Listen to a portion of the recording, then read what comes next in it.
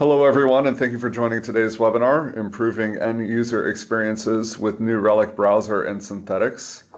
Speaking today, we have Todd Etchison, VP of Product Management, Client-Side Analytics, and Clay Smith, Developer Advocate here at New Relic.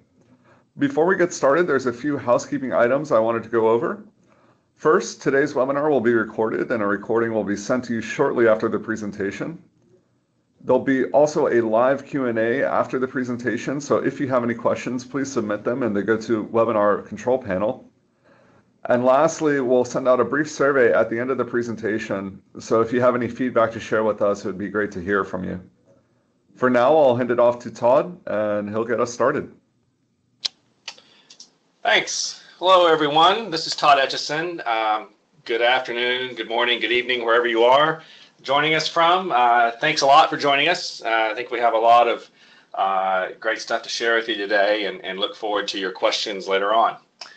First, for those of you who are not all that familiar with New Relic, our goal, as it says here, is to be the first best place to understand your digital business. We were founded in 2007. We went public in 2014. And since then, we've continued to see healthy and strong growth. That growth has been driven by a wide variety of customers, some of whom you see here, and the kind of customers and companies and partners that you interact with every day.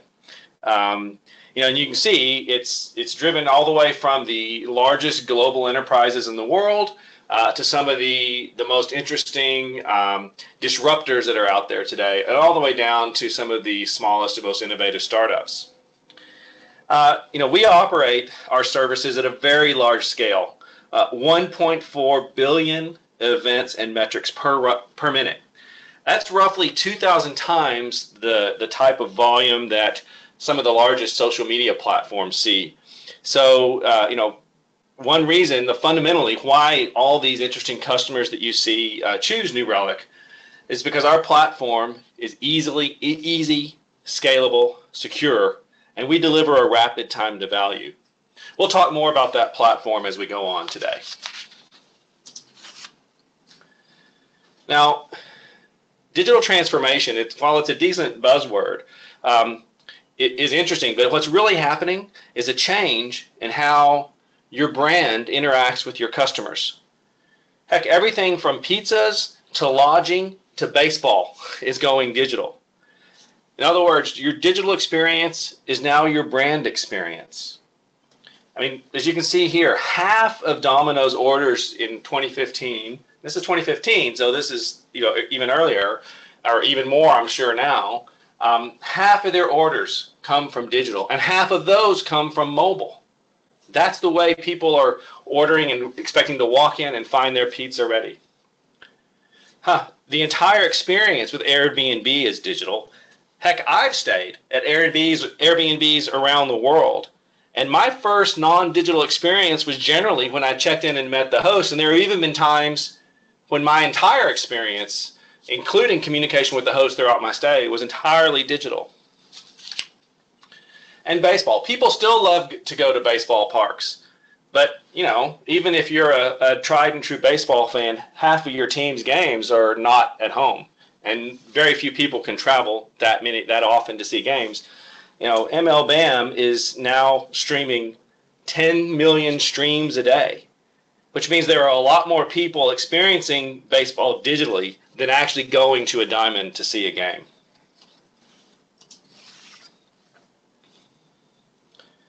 Now, there's a lot of different ways that your customers interact with you. Every time a customer does a web page click, a mobile swipe, a tablet checkout in store, or an IoT tap, it leaves an impression with that customer. And this includes your back-end systems as well. If you use an app to order a coffee, and then you go to the coffee shop to pick it up, you expect it to be hot when you pick it up, just like when you order it in the store and wait. If you buy a new jacket online and pick it up in store, it should be there waiting for you with a clerk, the same way it's waiting for you on the shelf if you decide to go into a brick and mortar store. The customer doesn't care about what's going on behind the scenes to make this possible. They just care that it should all work seamlessly, from app to website to phone call to store. When you add all of these different interactions together, it collectively defines your customer's relationship with your brand. And since digital is the new primary relationship that companies have with many of their customers, this digital experience has now become a strategic and vital differentiator for businesses to remain relevant to the digital native. All that said, if these digital experiences are complex and there's a lot of moving parts to them, and if that experience is poor, your customers will certainly be the first to let you know. And they may let you know in a very public manner, as you can see some examples here. The impact to your company and your brand for a poor digital experience for your customer is very real.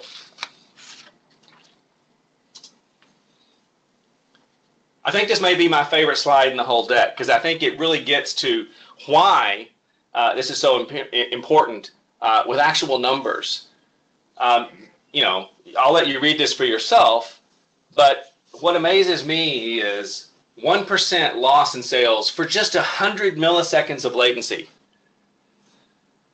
A half a second, which, at least to me, is somewhat not noticeable until it becomes multiple half seconds, but you know, that traffic drops visibly. And I love the last one, which is actually the positive, the inverse example of these. For every bit of improvement you get an increase in conversion rates. And that's why it's important to look very hard at what type of experience your customers are having with you.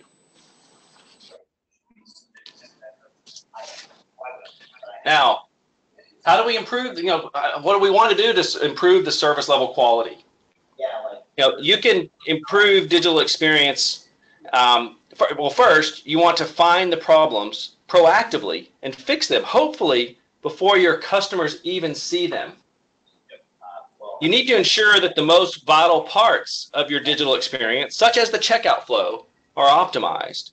And you always want to provide an experience that keeps your customers' attention. At New Relic, we often talk about how digital is a team sport.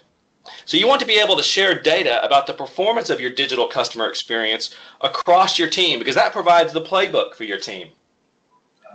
More than anything, you want your team and your digital experience to be in peak performance on your biggest days. Yeah, and I did ranch on install before. Now, anywhere that there is a break in that stack can impact your experience. It doesn't matter where the problem occurs, and the customer doesn't care. They only know that their experience was not great.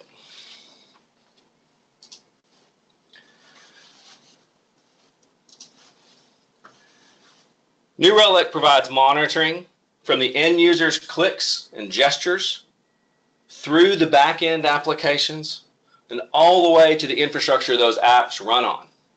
So we can help you look across that entire tech stack at any technology layer.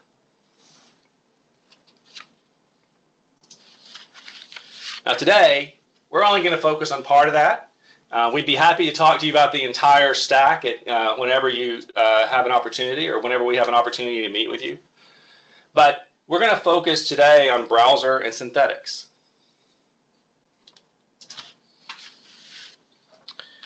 So browser monitors performance on the client side, showing you what your end user is experiencing with every page load or route change, whether that is on a desktop or mobile browser.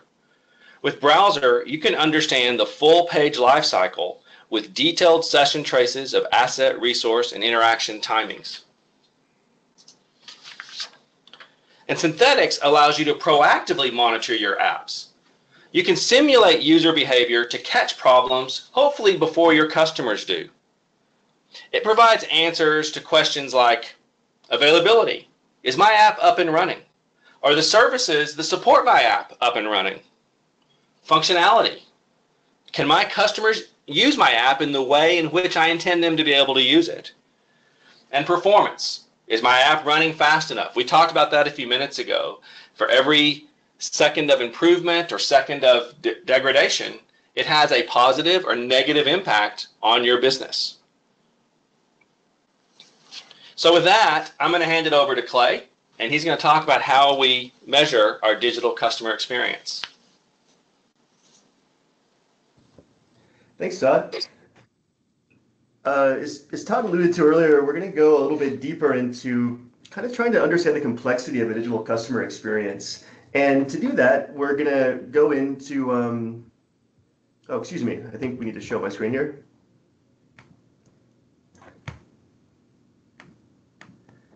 And to do that, we're going to go into a little bit more into the data itself and how we can use specifically New Relic browsers and aesthetics to do that. As always, this isn't meant to be kind of an exhaustive product demo. So if you have any questions or during the demo, if you want to learn more about a specific feature, please use the questions panel and we'll answer them all at the end. But as Todd said earlier, there's kind of this problem. There's this problem of kind of reacting to negative things that happen with your apps or services by finding out through social media. And as we know, that's pretty much no longer acceptable. It makes the company and brand look bad, and it also kind of makes it look like you really don't know what you're doing. And so we have this idea of moving to this more proactive model where we're able to find these problems and issues before customers find out. And I think we can really see that through two of our products, and that's Browser and Synthetics. And we'll keep these in mind through the demo. And one last note, it's part of kind of the software development workflow that you want to find issues before it's actually out in production, kind of before during the testing or QA cycles. But a lot of problems can't be caught that way, and it's ultimately kind of having monitoring in place from a customer perspective that catches those issues. So when we think about digital customer experience and what data we want to capture and what we want to measure, one useful framework we've been talking about is availability, functionality, and speed. And one really nice thing about this framework is it's the same way a customer actually thinks of your apps or services that you're providing. A kind of a more negative way to look at it would be, the site being down, the site being not functional, or the site being very slow. These would all be potential support tickets that could be opened. And one really important thing about these different dimensions is that they're shared between you and your customer. So it's very customer centric and customer facing, but they're also really important to the business as well. And one kind of really interesting thing in talking with customers about these different dimensions is that it's not necessarily that one is always more important than the other. You might think that, availability is the site up or down, like that's by far the most critical, that's the one I should focus on. But the reality in talking to people is that it seems much more nuanced. For some customers, a large retailer, that a brief minute of downtime wasn't as bad as a slow site for 12 hours. So which of these dimensions is most important and how do they impact the customer experience has kind of a surprising amount of nuance. And we ultimately want to try and understand these three dimensions a little bit more through our products. So with that in mind, we'll jump right into New Relic Browser and Synthetics and kind of explore these things. And I guess as we go through the different products and features, be sure to use the questions panel if you want to learn more. And we'll also be kind of thinking of those three questions of availability, functionality, and speed as we kind of go through Browser and Synthetics. So to jump directly into New Relic Synthetics here, if you're already a New Relic customer, you've probably noticed that we have a bunch of products here at the top bar. Synthetics, of course, is accessible right here, third from the left. And if you go into Synthetics and you go into monitors and you want to create your first monitor, this is a really straightforward process. There's no agent required. And you ultimately have four choices for creating your first monitor. The first is ping, which is ping's a simple URL. A browser actually has an instance of Chrome that loads the page. Scripted browser allows you to ultimately script actions using a Selenium-like scripting language to test the functionality itself. An API test allows you to write tests that are specific to API endpoints. So something that code might be interacting with, but not necessarily a customer itself like they would if they were using a browser. The really important thing across all these monitor types is we're collecting a lot of data on each of these runs. And so as a browser loads to a specific URL, as you kind of run scripts or simple validations, one that's built in that's really nice to use is you can just add a string to check whether it's there or not. We quickly get a lot of really useful data on what's working or not, and also the speed as well. So that functionality, availability, and speed is immediately available once you start running these monitors. The other really important point here is that there's this problem of it works in my office or it's fast in the office, but for users around the world, especially for an application or site with a global audience, we know that due to a number of different circumstances, including network latency, that the experience of someone in Europe or Asia versus North America can be really different. So one really powerful thing about synthetics is we have a number of global locations in all the major continents. No, not one in Antarctica yet, but we do have support for private locations. So if someone does want to be that person, we do have the ability to spin up a location kind of inside a corporate data center or other places like Mike's laptop, apparently. So between all these, we're able to create fairly advanced checks of availability, but also functionality and speed through scripted browsers. And if we've actually set up a monitor here, we can go into synthetics, and you'll see on this listing here all of the monitors we've created for our demo account. And one thing that's immediately apparent is that some are green and some are red. And that red is driven by the success rate. So as this scripted browser that we've configured in 3 locations loads this URL every hour, it's capturing the data, and we actually know whether it succeeded or failed. And that becomes really important because you can see here that of all these different sites, we've got a lot of different characteristics going on. The second part of it too is whether it's actually fast or not. So you can see load time, this column right here and here, in the 50th and 95th percentile. So getting this question of how fast is it and what the performance is becomes really clear just in this listing across all the monitors you've set up. Next up, if we actually click into one of these browsers, this is the first one, Will's awesome test of amazingness, we can get into the dashboard itself. And immediately in this dashboard, you see things like load time and availability. So it's the similar metrics we saw on that listing, but with some really interesting graphics. So this scatter plot right here basically shows you what the load time is in all the different locations. So we have these locations running in different monitors, and you see that depending on where they are in the world, the load time is different. The other really important thing is we're actually collecting really detailed information on what the slowest results are, and we can actually drill down into those later and see what the cause of that is. But more importantly, kind of failures and what the failure message actually was. So we're able to tell what's slow, where it's slow, and if it failed, actually get a lot of really useful information about why it happened in the first time. So kind of that ability to go from, we know there's a failure, it's not available or it's slow, and then being able to jump from that into fairly deep and detailed information about why is that exactly. So going from the symptom, slowness or not available, to the actual cause itself. One other thing I want to point out in synthetics is the SLA report. And this is really useful if you're responsible for a site or set of sites, and you kind of want this kind of CSV or executive level view of, what was the performance over a given week, month, or day? And we can see this here for the past week. You see those metrics we've been seeing on the other pages.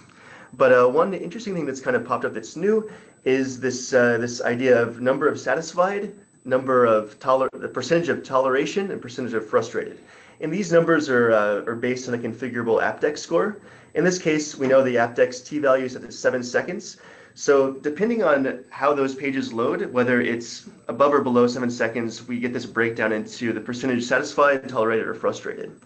And the really nice thing about that is that from this view, which of course is exportable if you want to basically put it into Excel or another spreadsheet tool, you get this very high-level overview of kind of how customers are experiencing the site and whether or not there's a problem. And the nice thing about this view is it's perfectly compatible with how the customer views your site. So if you have a large percentage of frustrated customers, that's actually speaking to real frustration or potential downtime issues. So you can actually jump from knowing that you have a customer-facing problem and then go gradually deeper into the stack and finding that cause.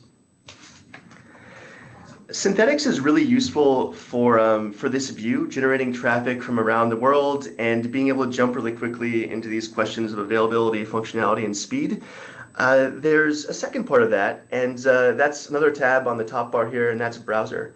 So if we actually click into browser here, we get into information about what real users are actually doing in the site and how and kind of what data is being collected when someone is actually interacting, a real user versus a synthetic user, with the application inside itself. And you'll see some similar metrics or similar looking metrics. Of course, we have error rates. If there are JavaScript errors or things impacting site functionality or availability, but also page load time and the number of pages loaded per minute. And this data is gathered by putting a JavaScript snippet in the page itself.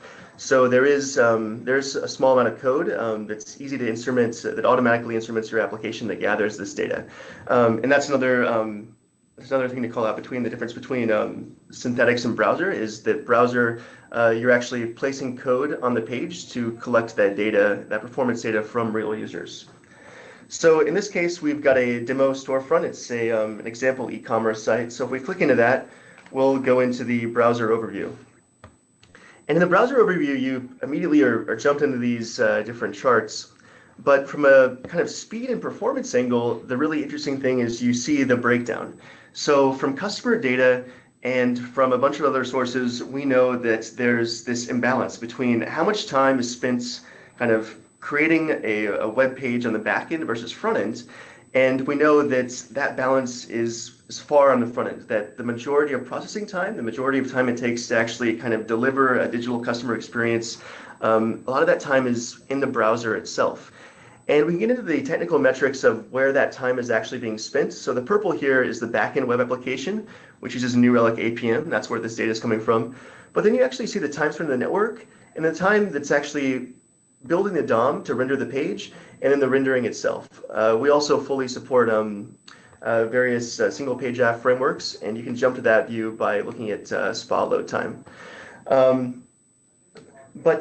between all of that, one of the features that I think is really powerful, especially since with synthetics we were talking about kind of the customer experience on a global scale, is again we get to this very hard problem of knowing what the performance or availability or functionality is if they're not in North America, if they're not on your QA or local office network, and how does that actually work? So if we go over to Filterable Geography here, we kind of get this map of the world. And in this case, we actually have a few different users that we've simulated in different global locations. But you can actually see the breakdown in kind of page performance depending on where in the world they are. And this data is collected from their IP address. So we know from the IP address of the request where they are in the world. And you immediately get this really powerful view that allows you to kind of filter and facet by different attributes like device type, whether they're mobile or web, their operating system, or the actual page URL, and how that's impacted around the world. So it's getting to this similar idea of understanding the full picture of functionality and speed, but gathering that from real users versus the synthetics monitors we configured before. So from all that, this kind of hard question comes up. It's we have these curated dashboards that allow you to kind of filter and facet by different attributes and kind of get into some really deep data about how people are actually experiencing your site from that customer perspective. But it brings up another thing is that sometimes you want to ask different questions, or you want to have flexibility in exploring the data. And so that kind of brings us to the last part of our demo, and that's New Relic Insights itself. And so with Insights, one really interesting thing is all of this data that's collected from the synthetics monitors, from real user data, you're actually able to create custom real-time dashboards that are able to basically visualize and understand that data to different things you might care about. So in this example right here from one of our engineers, we've actually taken some of that data, the error rates, the most common error messages, how long the load time takes, and the success rate. So how successful are those synthetic checks? And it's all been packaged into this custom dashboard. And the really cool thing is all of these widgets you see are actually backed by a pretty powerful query language.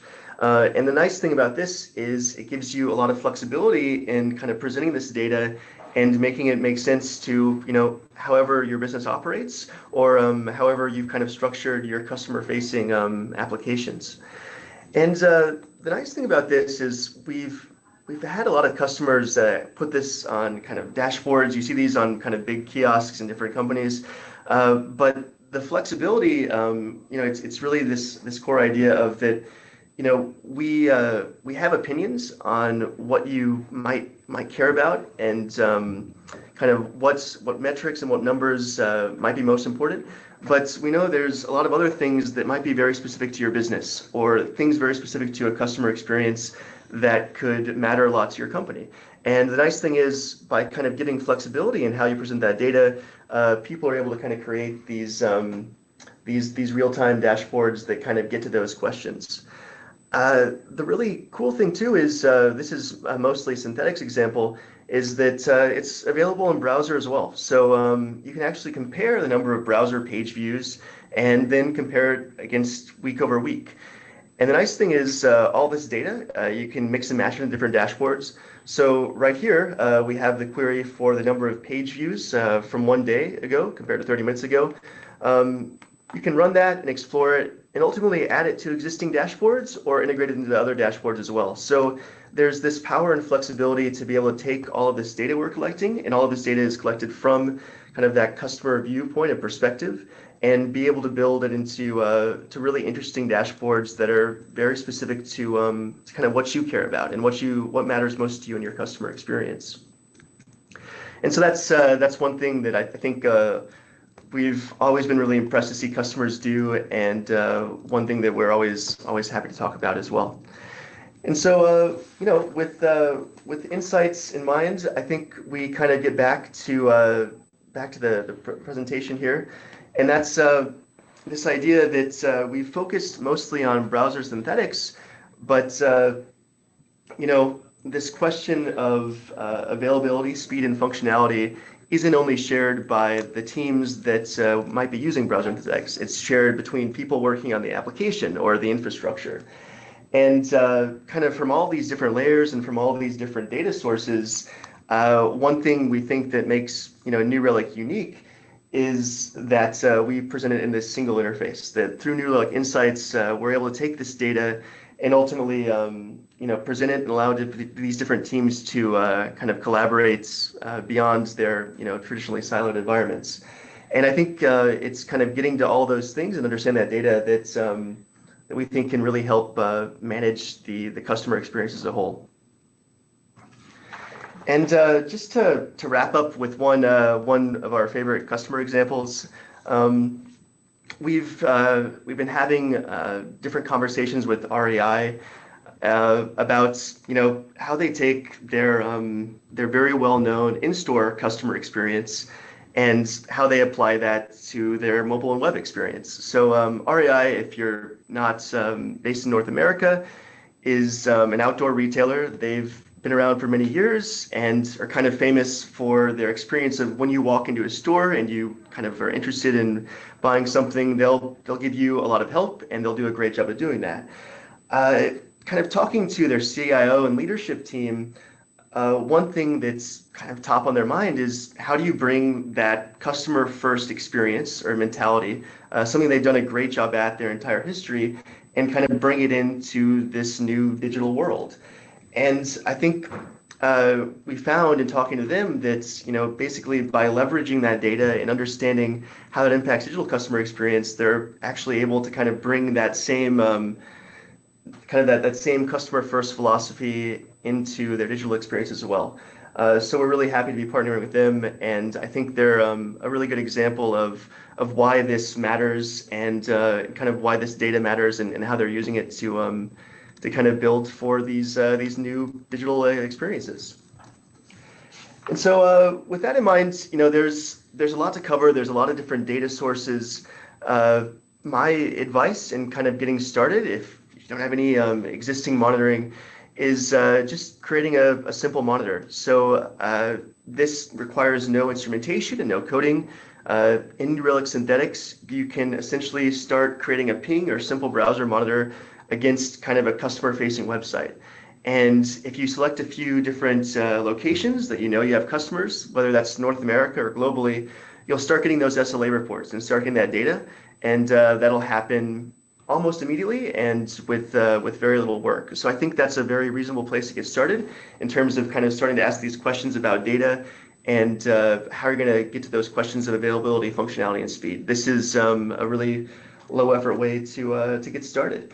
And lastly, if you're interested in knowing more or some of the customers or stories we've been talking about, we've got some more information here on digital customer experience. NewRelic.com solutions. We'll share that in the follow-up email. But I think that's a really great way to get started, and we're very interested to hear how people will be using this. And with that in mind, I think we're going to jump directly to questions. So the first question that we have here is a little bit more on private locations. How do you set up private locations, and does it have any setup requirements or setup costs?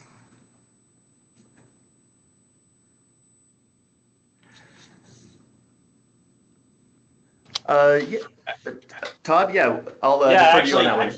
Yeah, no, that's good. Actually, I happen to have John Marcel, who's the product manager for Synthetics, sitting next to me. So I'm going to let him take that one. Yeah, sure. So private locations are, we supply a virtual machine, which we call a private minion. And so that VM can be installed on any server that you guys have access to. So the cost of that feature is $1,000 a month to have access to private locations as a feature, but that's the only cost. And then you can host any number of private locations that you want.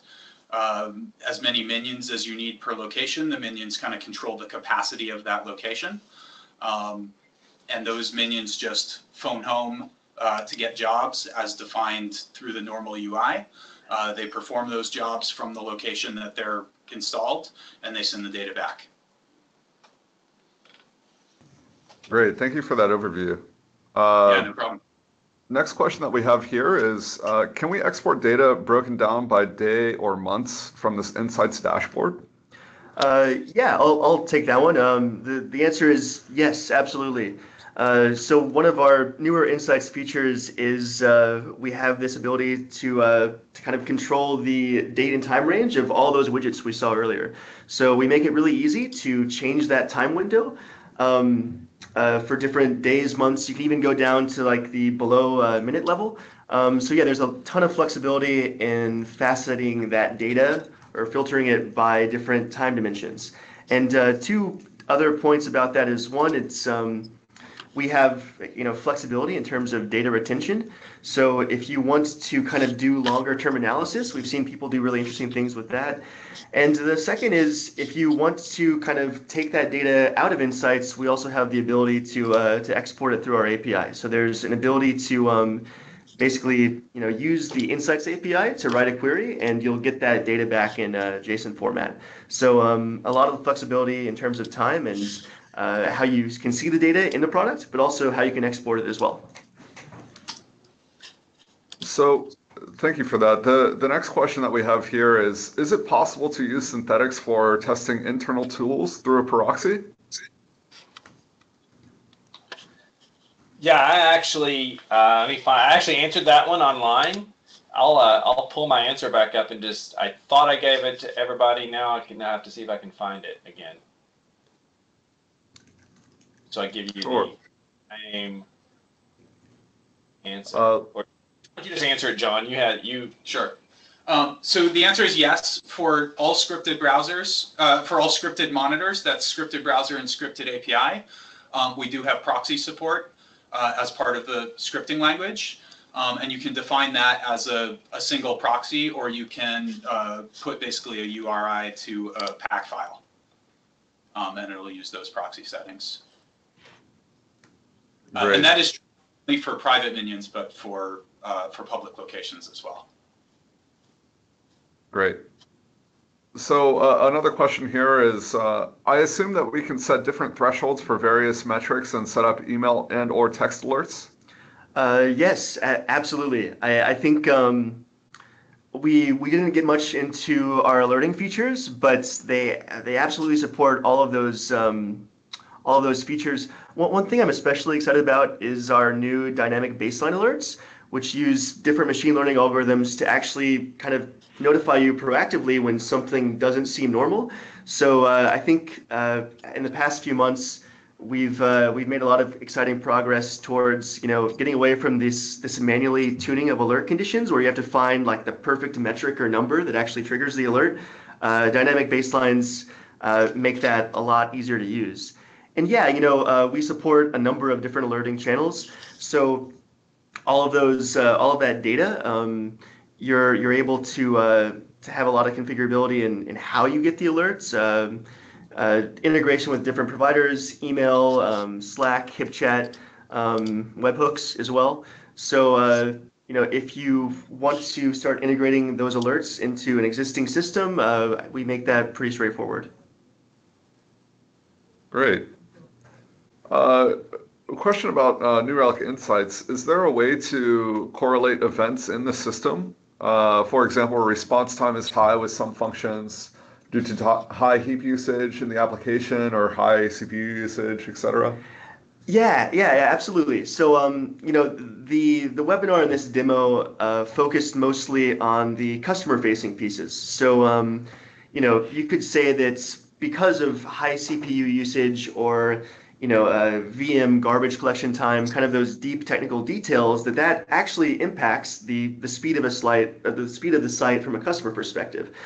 So what we didn't show, but what's absolutely there is, from a customer perspective, if you notice something slow, not available, or broken, you're actually able to go progressively deeper into the stack through New Relic APM, which using our Java agent and Go agents and now Node agent all collects detailed runtime VM metrics, and then potentially even go deeper into the infrastructure itself. So looking at things like CPU usage, or maybe if you're running some type of virtual machine, whether you might be under provisioned.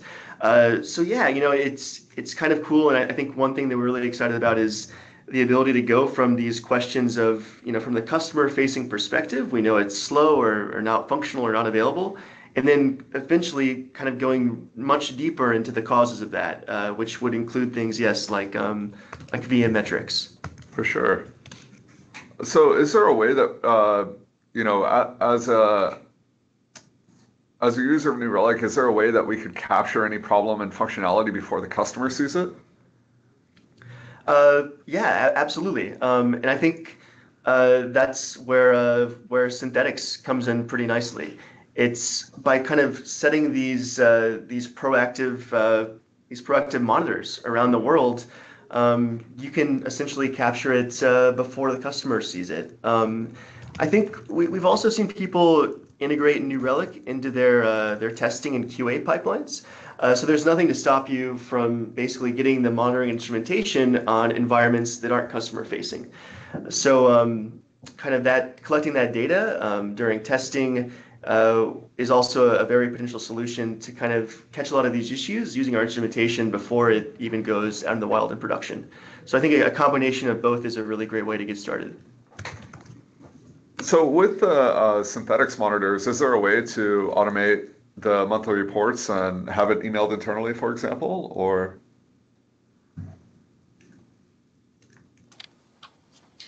So we do have a way to share those reports, but there isn't an automated emailing of them.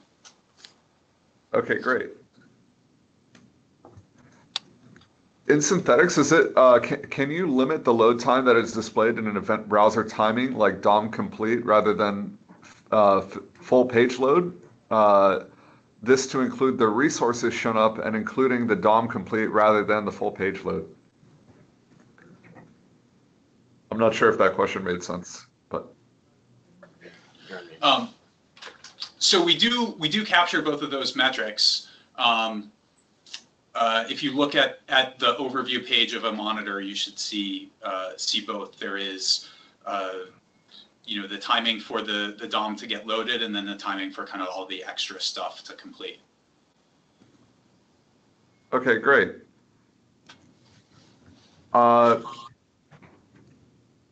Does New Relic integrate with performance tools like Load, StormRunner, JMeter, NeoLoad? Yeah, I think New Relic has a very large, plugin and partner ecosystem. We do have partnerships with different load testing tools and providers. In terms of, different performance tools like JMeter and others, it depends on the technology, which I know isn't a great answer. But specifically things like JMeter, we have really advanced, JVM instrumentation and things that allow you to go kind of deeper into the application code and get to a lot of those same questions. And I think in terms of integrations, I'd encourage you to go to New Relic plugins. And we also have some content available on our integrations with different load test providers as well. Great. And just by definition here, what do you mean by page views and how is that calculated? Sure. So I think this question is specific to browser page views, and it kind of gets to one of the complexities of using browser with single page apps. And with a single page app, this idea of a page view has become kind of fuzzy. And one thing we've made a lot of progress on is if you're using a SPA framework like Angular or React, we're able to kind of infer the page view using some different metrics on kind of when different things render. So a page view itself would be kind of a page load in the traditional sense. And for a single page app, it would be when does the hash of that page, so the URL itself, when does that change? And we kind of bucket those into different unique page views. And we've got some more information on that. There's kind of it gets fairly technical and pretty detailed pretty quickly. And I kind of invite you to check out some of our documentation on SPA monitoring to get the exact metrics and essentially the algorithm we're using to calculate a page view, which can get pretty technical and pretty specific. Great. So does New Relic provide integration points with the various JavaScript frameworks or libraries? Yeah, absolutely. So earlier, I was just talking about single page app monitoring. We work great with essentially all of those popular JavaScript frameworks and libraries. And one of, I think, the values of browser and also synthetics and being able to see kind of the performance of those and what they're actually loading and doing is, we've got visibility into kind of what the requests are making and how much time is actually spent processing the DOM and kind of rendering the page itself. So if you're using a JavaScript framework, we definitely capture that, and specifically for single page app frameworks, we're able to tell when the page actually changes, even if it's not necessarily a new HTTP request. So if the browser module is a place to go to track web app performance, where would you go to track its mirror iOS, Android versions? Is there a way to measure and track those simultaneously or comparatively? So I'll take that one. This is Todd. So if you're talking, it depends on what you're talking about. If you're talking about a native mobile app, so a native iOS app or a native Android app, you would monitor those using our mobile product and the SDK that you with that product. If you're talking about a page view that's just being rendered on a mobile device, so on a regular web browser like Safari or Chrome on a mobile device, that's just another web browser page view or page load, and you would see that in the browser product right alongside desktop or laptop or whatever other browser page loads there are. Great.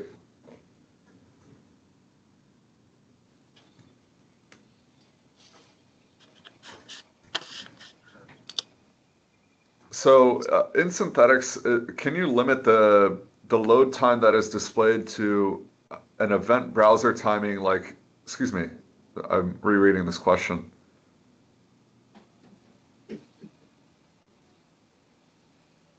Does New Relic have functionality or application log checks, TCP port checks, etc.?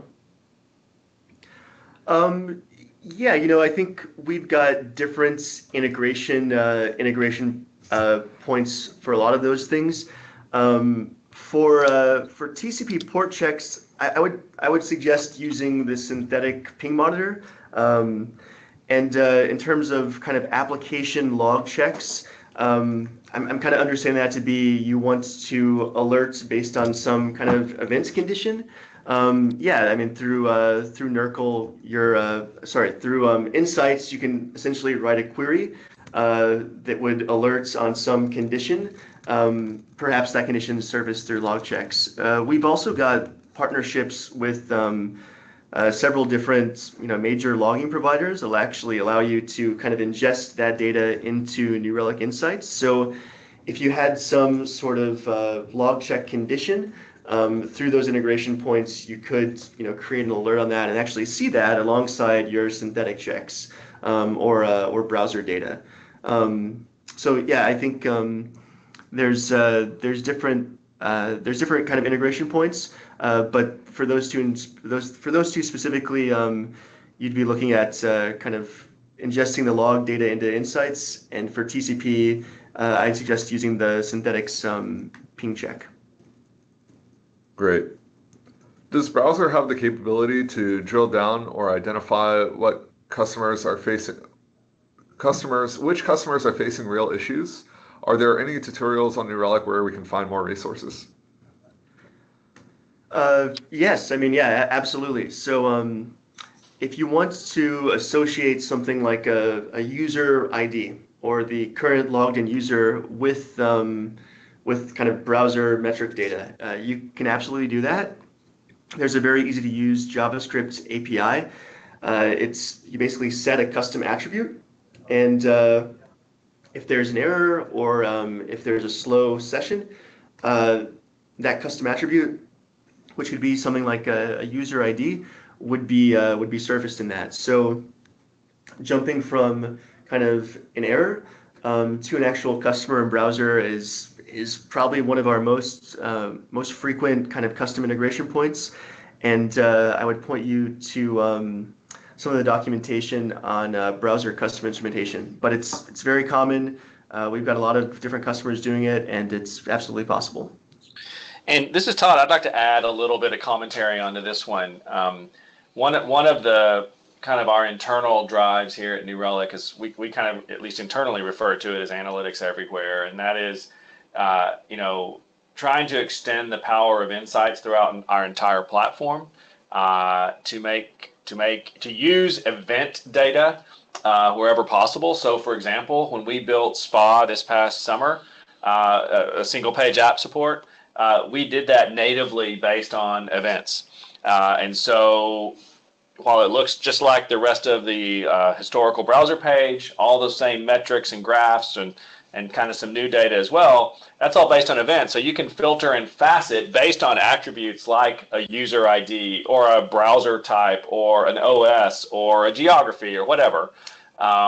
So bringing that same capability from Insights into the UI for browser. And to answer another question that I saw in here from Alex about, it says, are there any plans on getting JavaScript error data into Insights?